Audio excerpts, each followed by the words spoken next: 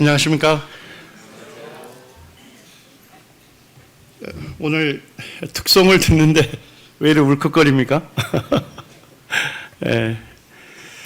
주님께서 제게 베푸신 은혜를 생각하니까 참 주님 앞에 감사가 되고, 또 가사가 참 아멘 아멘 되면서 참 제가 큰 은혜를 받은 그런 하나님의 자녀구나 하는 생각을 하면서 참 주님을 더 사랑해야 되겠다 하는 그런 마음을 갖게 됐습니다.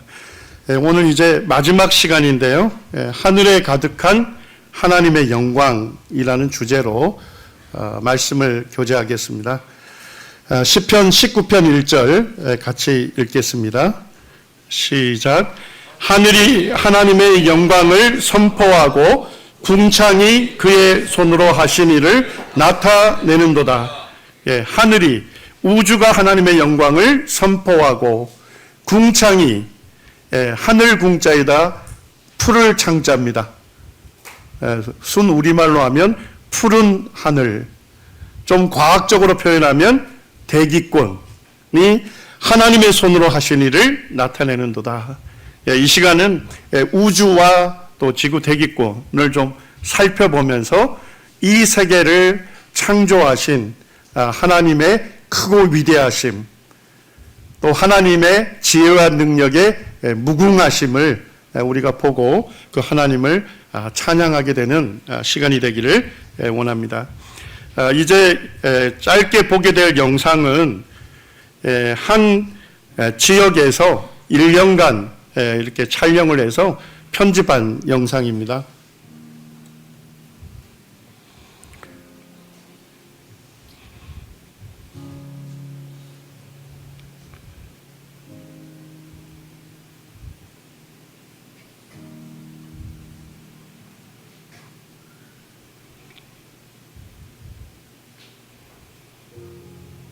우주는 천체만원경으로 이렇게 관측을 하게 되면 참 우주는 매우 아름답다 탄성을 자아냅니다.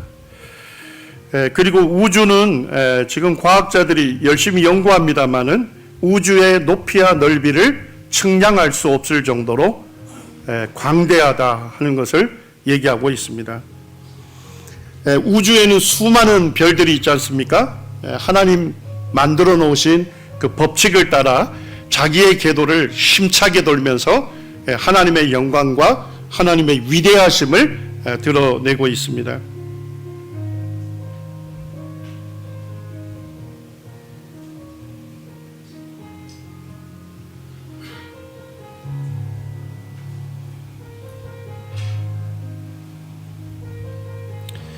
시간이 있으면 또 보기를 원하지만 좀 지나가겠습니다. 창세기 22장 17절에 보면 하나님께서 믿음의 사람 아브라함에게 약속하고 있는 말씀이 있습니다. 함께 읽겠습니다. 내가 내게 큰 복을 주고 내 씨가 크게 번성하여 하늘의 별과 같고 바닷가의 모래와 같게 하리니. 하나님께서 이 아브라함의 씨, 아브라함의 자손을 크게 번성하게 해 주시겠다 이렇게 약속하셨습니다. 자, 그런데 아브라함의 자손을 크게 번성하게 하는데 뭐처럼 많이요? 하늘의 별과 같고 바닷가의 모래와 같게 하겠다. 이 말씀은 이제 3500년 전에 이 말씀을 기록한 것입니다.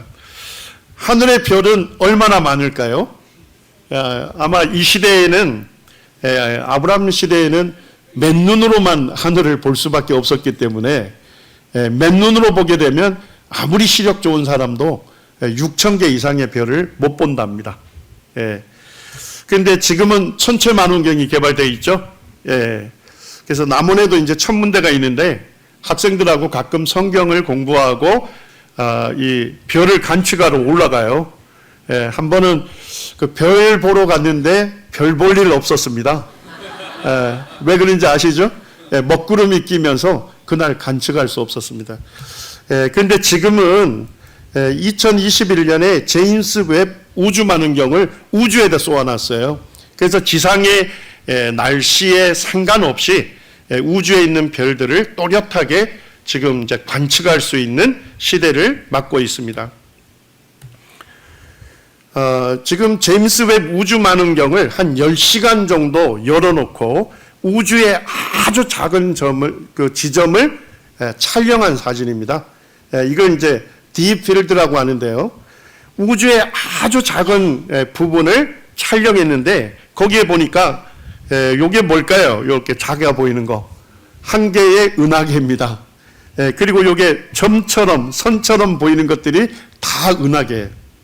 그러니까 우주의 아주 작은 점을 촬영을 해도 수많은 은하들이 있다 하는 것을 알 수 있는 거죠. 이게 이제 한 개의 은하계인데 한 개의 은하계 일부를 만원경으로 보면 별들이 어느 정도 있을까요? 이 밀가루를 뿌려 놓은 것처럼 보입니다만 이게 다 별이죠. 그래서 천문학자들은 한 개의 은하계 안에 한 1000억 개의 별이 있다 이렇게 추정하고 있어요. 1000억이라는 숫자는 굉장한 숫자죠. 뭐 태어나서 죽을 때까지 뭐 밥도 안 먹고 잠도 안 자고 태어나자마자 하나 둘 셋 이렇게 새기면 100억을 다 못 센답니다. 그러니까 한평생 세워도 셀 수 없는 1000억이라는 그런 별들이 있는 거죠. 이런 은하계가 한 1000억 개 정도 있다 이렇게 지금 천문학자들이 추정하고 있습니다. 그렇게 따지면 하늘의 별은 한 10의 22승계 한 100회 개가 된다 이렇게 얘기를 하고 있습니다. 자, 이것도 어마어마한 숫자인지는 아시겠죠? 느낌은 잘 안 오실 거예요. 그런데 천문학자들에게 우주의 별이 10의 22승계라는데 그게 어느 정도 됩니까? 라고 물으면 천문학자들이 뭐라고 할까요?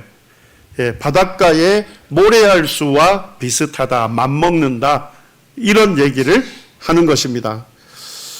사실 성경은 3,500년 전에 이런 제대로 된 비율을 기록하고 있는데 오늘날 이제 과학자들은 이제서야 하늘의 별이 바닷가의 모래처럼 많다 하는 것을 알고 있는 것이죠. 어떻게 성경은 이 제대로 된 비율을 그 오래전에 정확하게 기록해 놓을 수 있었을까요? 창세기 1장 16절에서 답을 주시죠. 하나님이 별들을 만드시고 만드신 분은 정확하게 말할 수 있는 능력이 있는 것입니다.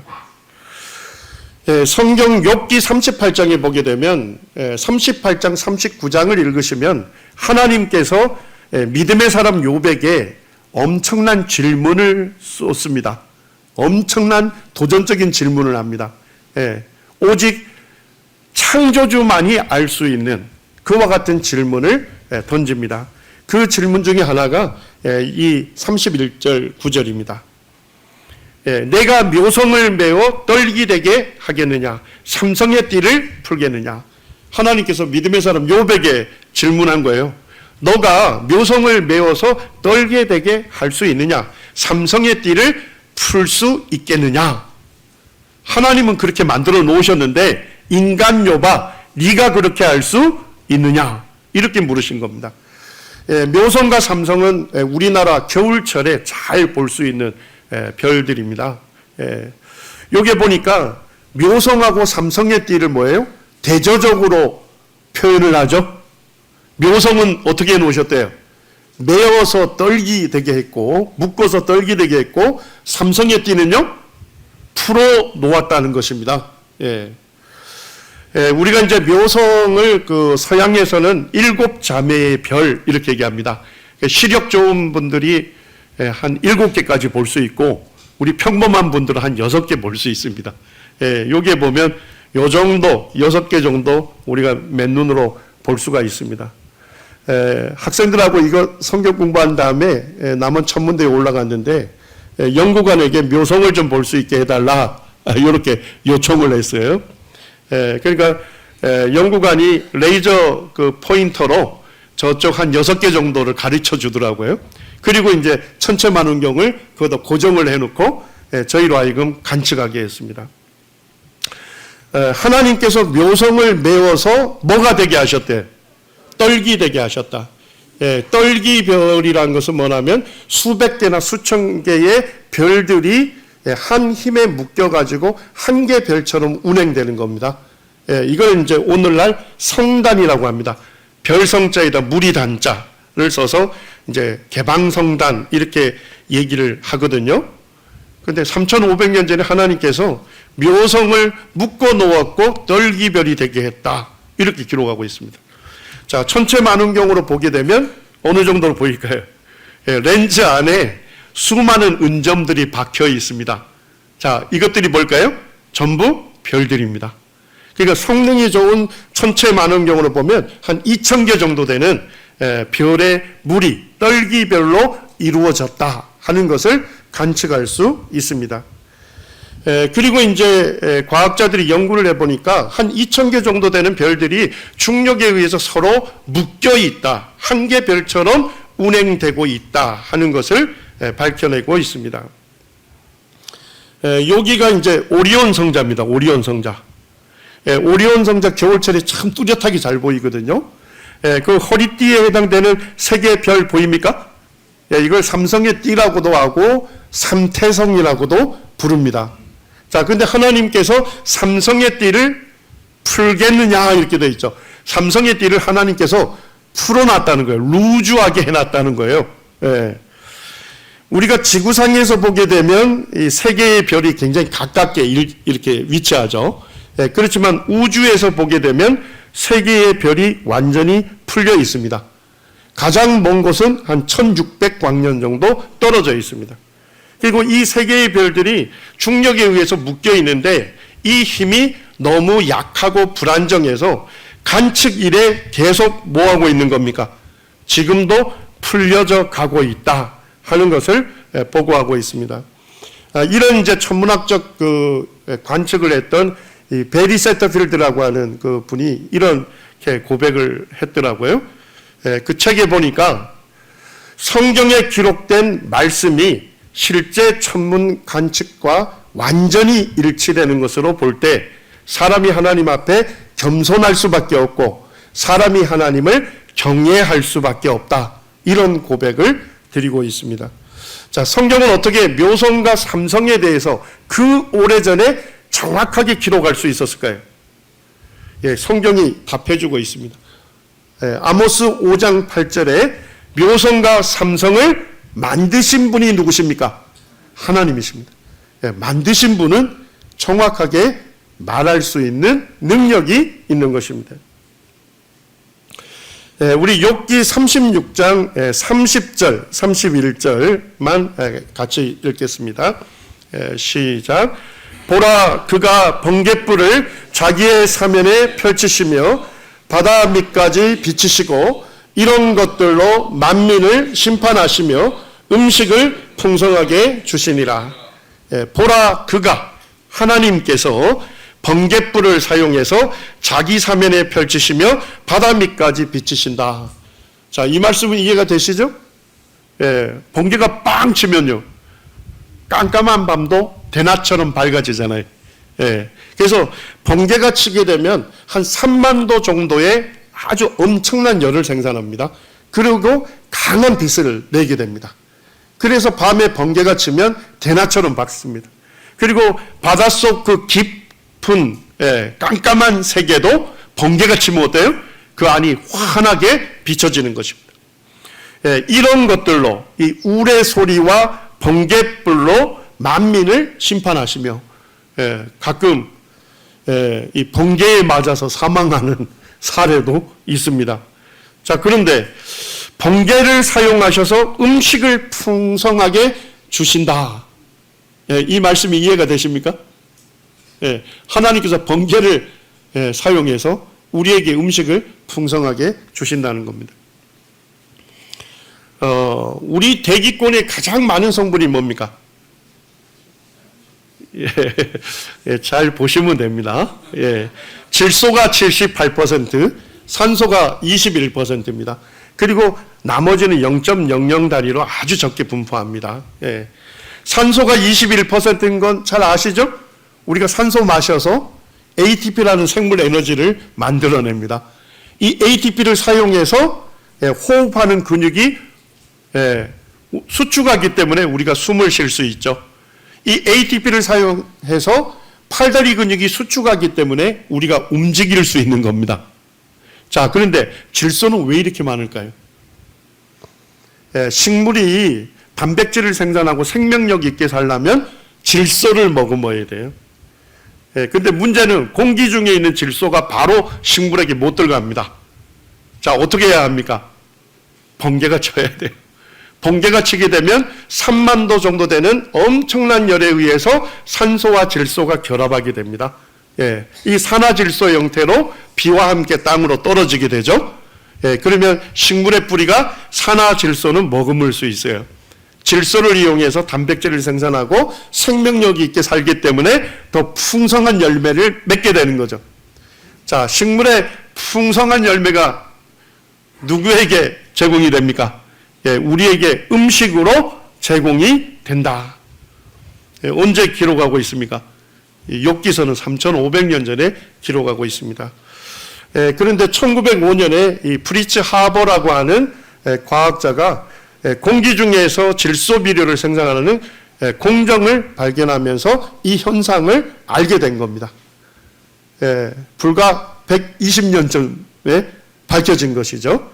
그렇지만 성경은 언제 기록하고 있습니까? 3,500년 전에 창조주 하나님께서 기록해 놓고 있는 것입니다. 삼성 갤럭시에 대해서 가장 정확하게 말할 수 있는 사람은 누굴까요?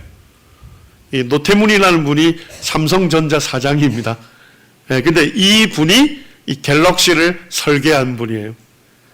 설계하고 만든 존재는 정확하게 말할 수 있는 능력이 있는 것입니다.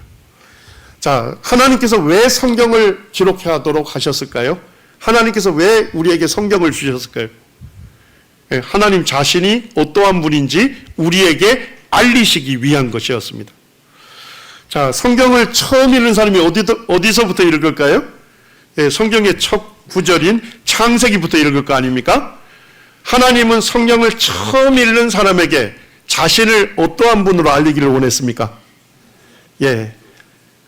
하나님은 창조주이시다. 하나님은 천지 만물을 지으신 분이고 지금 이 성경을 읽고 있는 너를 지은 너의 창조주다. 내가 너의 참 주인이다. 이렇게 하나님께서 말씀하시는 겁니다. 자, 태양을 중심으로 도는 행성들, 이 태양계들이 있는데, 자, 태양계 행성 중에 가장 큰 게 뭡니까? 목성이죠, 목성. 지구가 여기에 위치하는데요. 목성은 지구 크기의 한 1300배가 되고, 지구 질량의 한 300배 정도 됩니다. 자, 여기에 보니까 이 목성을 거대하고 무겁게 만든 이유가 있는가? 이것도 이제 과학자들이 연구를 해본 겁니다. 시뮬레이션 실험을 했는데, 목성을 빼니까 어떤 일이 벌어졌을까요? 태양을 중심으로 돌던 지구가 뭐예요? 심하게 타원 궤도를 돌다가 우주 속으로 사라지더라, 이런 얘기입니다. 그러니까 목성을 그곳에 둔 이유는 뭡니까? 지구의 타원 궤도를 안정시키기 위함이다 하는 것을 과학자들이 알게 된 것입니다.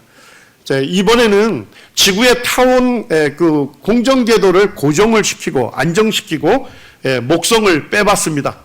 무슨 일이 벌어졌을까요? 여기 해성들 보이죠? 해성은 얼음덩어리입니다. 지름이 한 2km에서 한 10km 정도 되는 거대한 그런 얼음덩어리예요. 그런데 이것들은 굉장히 심한 타원 궤도로 돌아요. 자, 그러니까 태양계 바깥에서 돌다가 어디로도 들어올 수 있습니까? 태양계 안으로 진입할 수도 있어요. 그래서 지구의 그 공정 궤도를 그대로 안정화시키고 목성을 빼봤더니까 태양계 바깥쪽에 있는 해성들이 와서 지구와 부딪혀서 지구를 폭격하더라. 그러니까 작은 지구는 안쪽에 놔두고 목성과 토성 같은 그런 거대한 행성들은 바깥 궤도를 돌게 한 그런 의도가 있나요? 그렇습니다.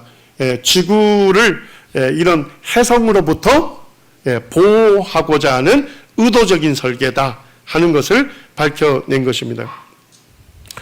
94년에 이 슈메이크 레비 해성이라는 것이 태양계로 진입을 했습니다. 지금 여기에 보니까 해성들의 일단에 수많은 한 열 몇 개가 되는 해성 그룹이 이 태양계 안으로 진입을 했어요. 근데 그 궤도로 그대로 가면 지구하고도 충돌될 가능성이 있었어요.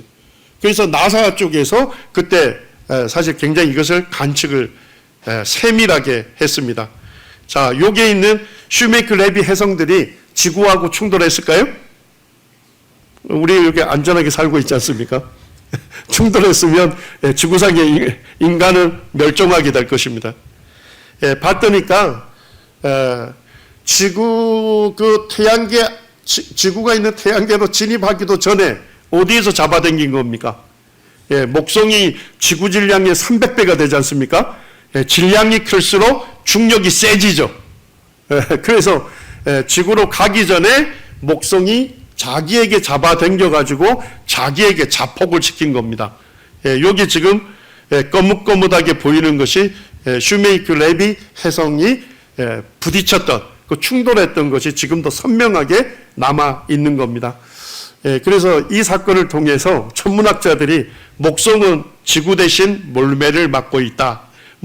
목성은 태양계의 진공 청소기다. 이런 말을 쓰고 있습니다.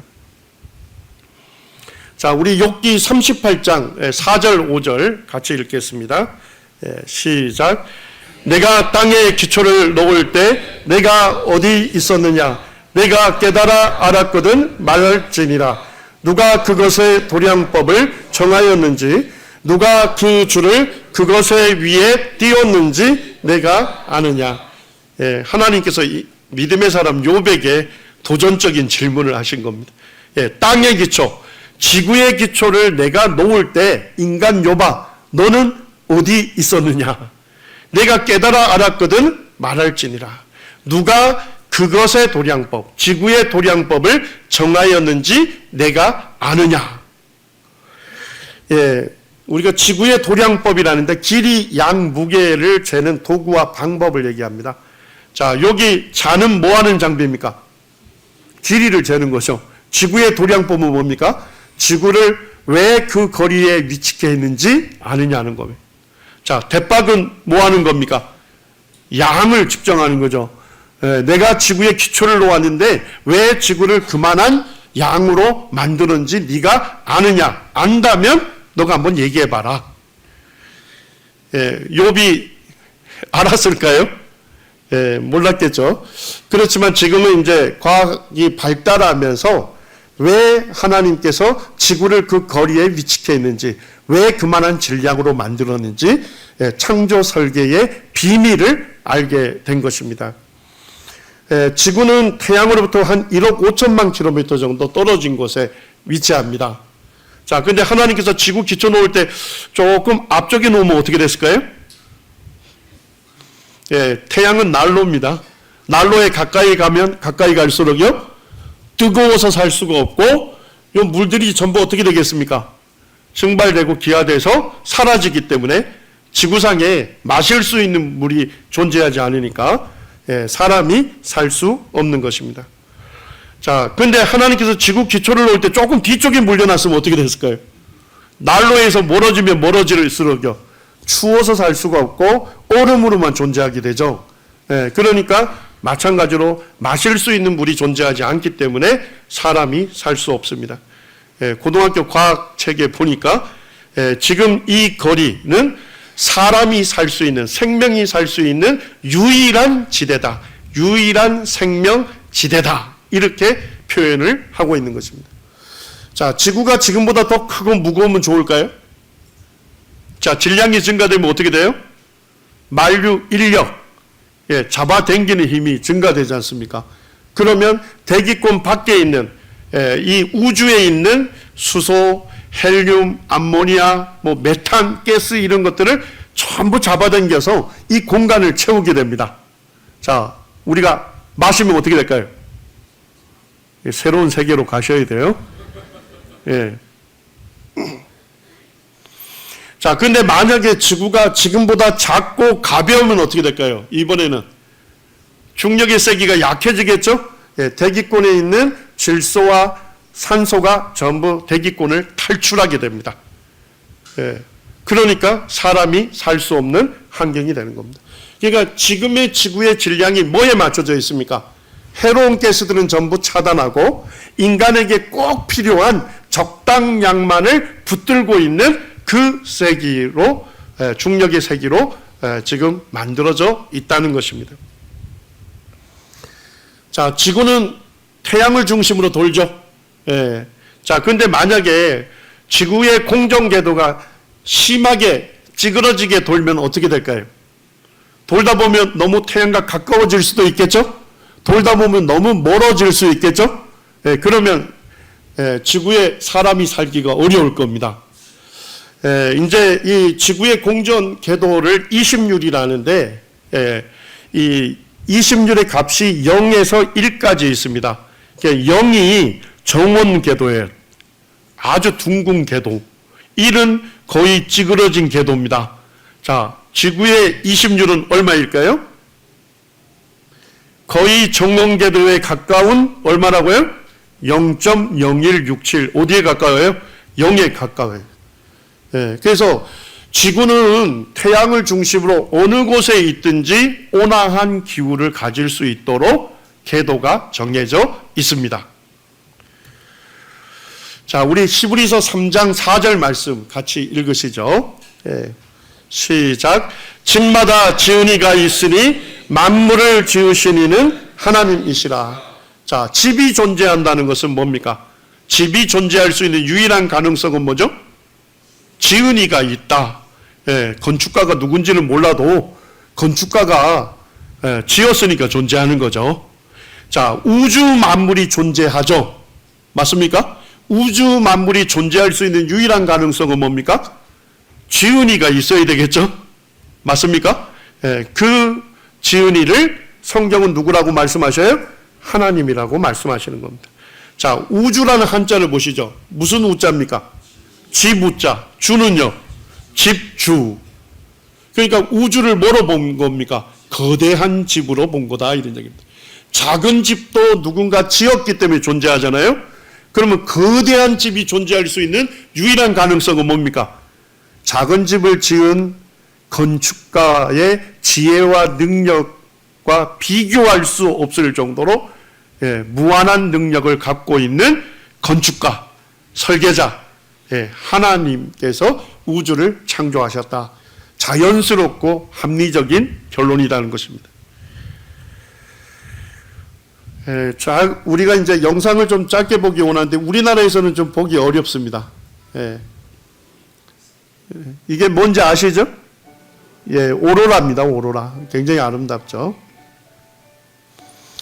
오로라를 우리말로 극광이라고 합니다. 북극과 남극에서만 볼 수 있는 빛이다. 이렇게 해서 이제 극광이다. 이렇게 얘기합니다. 자, 근데 오로라 굉장히 아름답죠? 아름답다고 끝나시면 안 돼요. 왜 이런 아름다운 오로라가 만들어질까? 한 번쯤 생각하셔야 돼요. 자, 왜 이 아름다운 오로라가 만들어지죠? 아름답지 않습니까? 오로라가 만들어지는 것은 이 태양은 수소와 헬륨으로 가득 차 있습니다. 핵융합 반응이 만들어질 때 핵융합 반응에 의해서 태양열이 만들어지고 그 다음에 태양풍이 만들어져요. 그래서 이 태양열이 태양풍에 실려서 지구 대기권까지 와서 태양열을 착 주는데 한 2시간 걸려요. 그렇기 때문에 우리 지구상의 온화한 기후로 우리가 살 수 있는 겁니다. 자, 근데 태양풍에 실려오는 것 중에 유해한 입자들도 있고 그 다음에 이 에너지가 아주 높은 입자들도 거기에 다수 태양풍에 실려서 지구까지 오는 겁니다. 자, 근데 해로운 입자들이나 이 에너지가 높은 입자들이 그대로 대기권에 쏟아지면 어떻게 될까요? 대기권은 뭐 불바다가 되든지 맨날 온자탄 그 피복 당한 것처럼 사람이 살 수 없는 환경이 되는 겁니다. 자, 근데 우리가 이렇게 이쁘고 고운 얼굴을 유지할 수 있는 건 뭡니까? 하나님께서 지구에 뭘 만들어 놓으셨죠? 지구 자기장을 만들어서 양파 껍질처럼 이렇게 쌓아놓은 겁니다. 그래서 이 해로운 입자들이 왔을 때 어디에 부딪히게 됩니까? 여기 자기장에, 자장방패에 부딪히고 이것이 북극과 남극으로 비껴가게 됩니다. 자, 그때 무슨 것이 만들어집니까? 아름다운 오로라가 만들어지는 거예요. 그러니까 오로라가 아름다울 뿐만 아니라 하나님께서 지구에 있는 우리를 안전하게 보호하시는 주님의 능력의 손길을 우리가 알 수 있어야 하는 것입니다. 자, 시편 111편 2절 4절 같이 한번 읽으시죠. 시작. 여호와의 행사가 크시니 이를 즐거워하는 자가 다 연구하는도다. 그 기이한 일을 사람으로 기억해 하셨으니 여호와는 은혜로우시고 자비하시도다. 여호와의 행사, 하나님께서 행하신 일이 크시기 때문에 이것을 즐거워하는 자가 다 연구하는도다. 하나님의 창조세계를 조금만 연구하고 살펴보게 되면 내가 이 지구에서 안전하게 사는 것이 하나님의 은혜고 하나님의 자비하심이다 하는 것을 깨달을 수 있다는 것입니다. 자, 달을 만드신 목적도 있을까요? 달이 없으면 어떻게 됩니까? 밀물 썰물 안 일어나지 않습니까? 바다는 썩게 되고 바다 생물 살 수 없어요. 근데 더 큰 목적이 있더라고요. 자, 지구의 지축이 몇 도 기울어져 있죠? 훌륭하십니다. 23.5도 이렇게 기울어져서 이렇게 돌지 않습니까? 만약에 수직으로 돌면 어떻게 될까요? 지금의 적도 면적보다 더 넓은 면적이 더 뜨거워진 환경이 됩니다.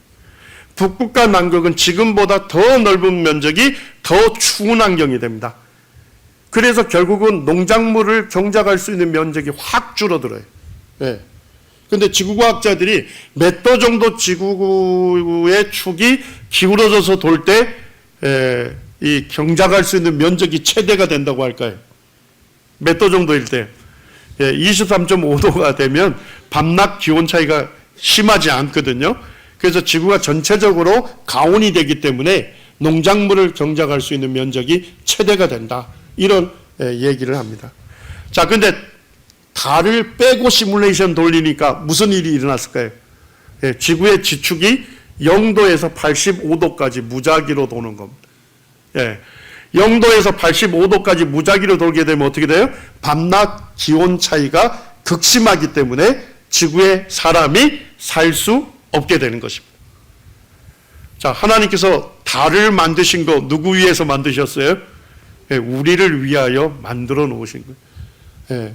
달을 만드셔서 지축을 23.5도로 안정시키고 밤낮 기온 차이를 적게 하시고 농작물을 경작할 수 있는 면적을 최대로 해서 우리 먹고 살 수 있도록 만들어 놓으신 겁니다.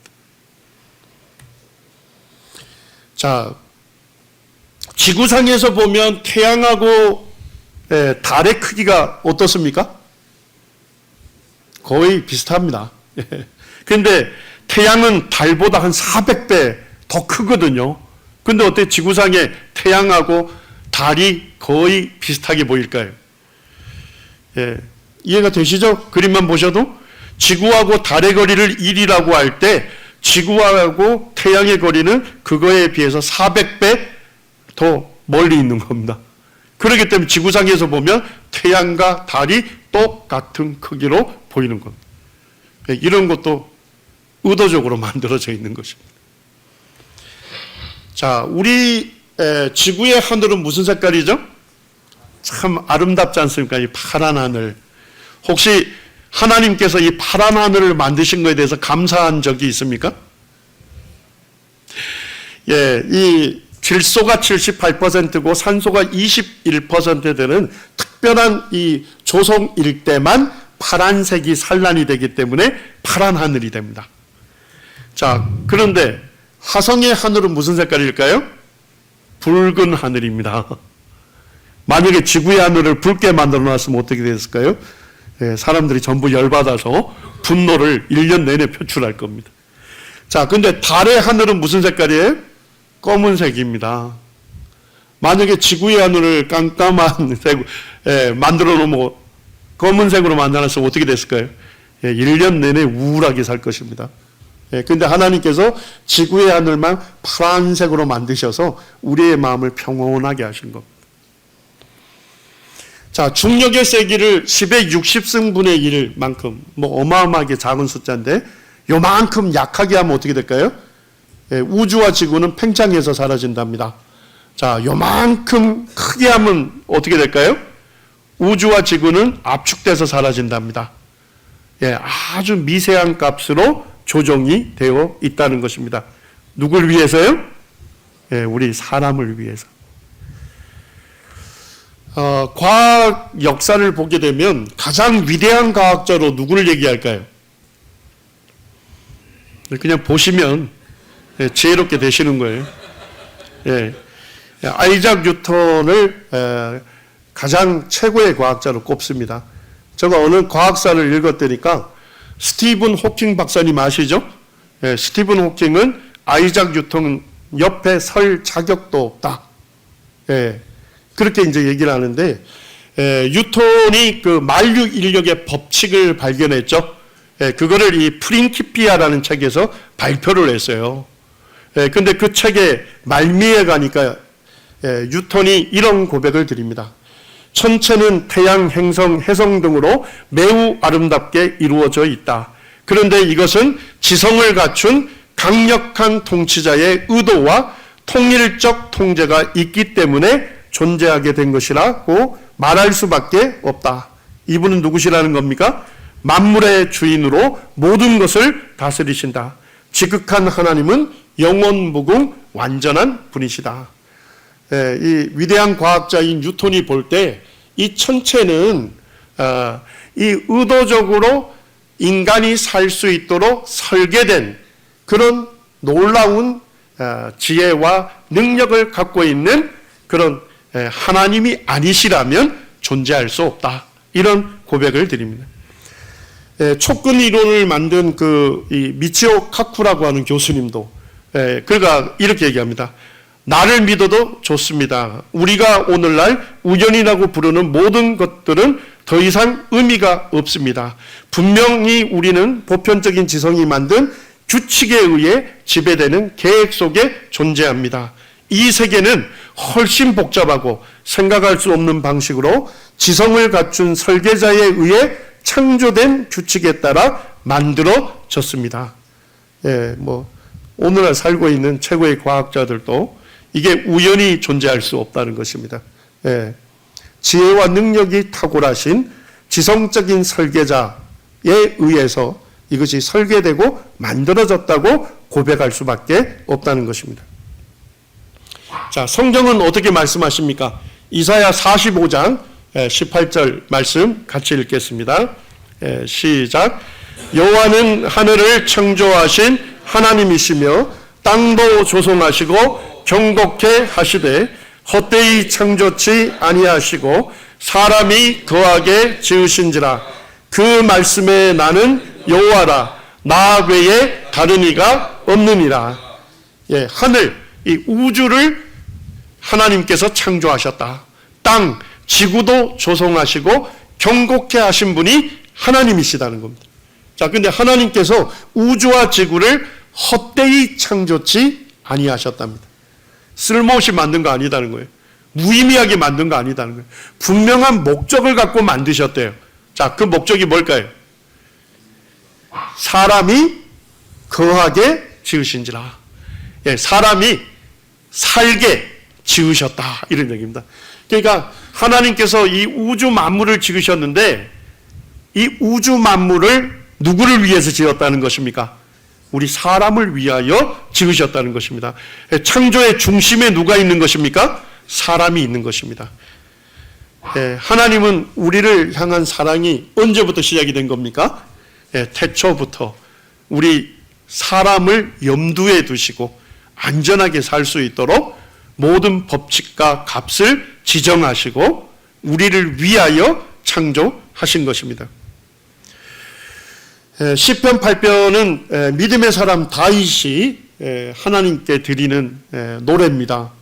3절에 보니까 주님의 손가락으로 만드신 주님의 하늘과 주께서 베풀어 두신 달과 별들을 내가 보니.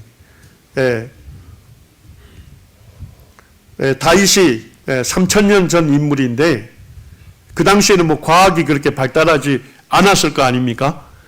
그런데도 그가 눈을 들어서 하늘을 바라보니 모든 별들이 자기의 궤도가 있고 질서정연하게 움직이는 모습을 보고 달을 보고 별들을 보면서 참 이 광대한 하늘을 만드신 하나님이 도대체 인간이 무엇이길래, 4절에 보니까 사람이 무엇이길래 주께서 그를 생각하시며, 사람을 생각하시며, 인자가 무엇이기에, 사람이 무엇이기에 주님께서 그를, 사람을 돌보시나이까.